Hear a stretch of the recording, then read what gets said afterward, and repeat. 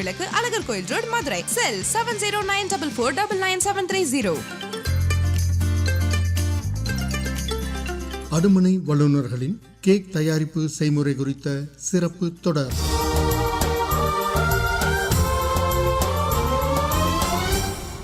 வணக்கம், என் பேர் சின்னசாமி. 40 வருஷமாக மாஸ்டராக இருக்கேன். நான் பேக்கரியில் மாஸ்டராக இருக்கேன்.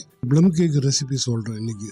இது ப்ளம் கேக்குன்றது இன்னைக்கு இவங்க தயார் பண்ணல. அது வெளிநாட்டிலேருந்தே மெயின் அது வெளிநாட்டு பொருள். அது ஃபார்முலா ஃபாரின்லேருந்து வந்த ஃபார்முலா. அந்த காலத்துலேருந்தே இதை பண்ணிக்கிட்டு இருக்காங்க. இதில் இப்போ கிறிஸ்டின் தான் அதை மெயினாக விரும்புகிறது. இப்போ கிறிஸ்மஸுக்கு பார்த்தீங்கன்னா அவங்க ப்ளம் கேக்கு தான் மெயினாக விரும்புவாங்க. எல்லாத்துக்குமே வீட்டுக்கு அவங்க ஃப்ரெண்டுங்களுக்கு கொடுக்குறதா இருந்தால் ப்ளம் கேக் தான் மெயினாக கொண்டு போய் கொடுப்பாங்க.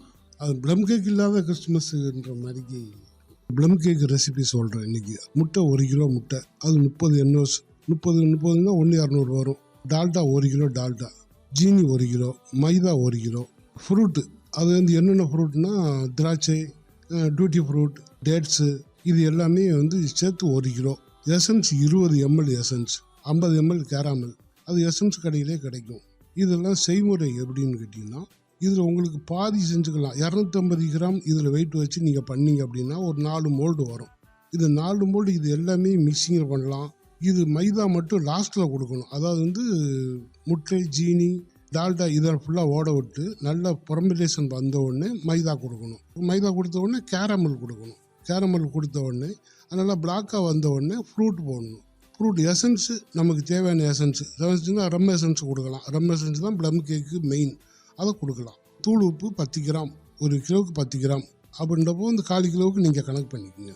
இது எல்லாமே மிக்ஸ் பண்ணிவிட்டு ஃப்ரூட்ஸ் எல்லாம் போட்டு மிக்ஸ் பண்ணால் ஒரு களி மாதிரி வரும். அதை நீங்கள் கேரமில் அந்த அடுப்பில் குக்கருக்கு உள்ள மணல் போட்டு லைட் ஸ்டீமில் வச்சிங்கன்னா இந்த உள்ளக்குள்ளே ஒரு மணல் ஹீட் ஆன உடனே மோல்டில் நீங்கள் போட்டுட்டு நீங்கள் உள்ளே வச்சு லாக் பண்ணிட்டீங்கன்னா ஒரு 15 நிமிஷத்தில் உங்களுக்கு அந்த ப்ளம் கேக்கு ரெடி ஆகிரும். இதிலே நம்ம ஃப்ரூட்ஸு என்னென்ன ஃப்ரூட்ஸு உங்களுக்கு தேவையோ அதை எல்லாமே போட்டுக்கலாம். ஆனால் உப்பு 10 கிராம் அது மட்டும் மறந்துட்டிங்கன்னா ஸ்வீட் அதிகமாகிடும். இப்படி செஞ்சு பார்த்தீங்கன்னா வீட்டிலே சுவையான ப்ளம் கேக்கு நீங்கள் தயார் பண்ணிடலாம். வணக்கம், நன்றி.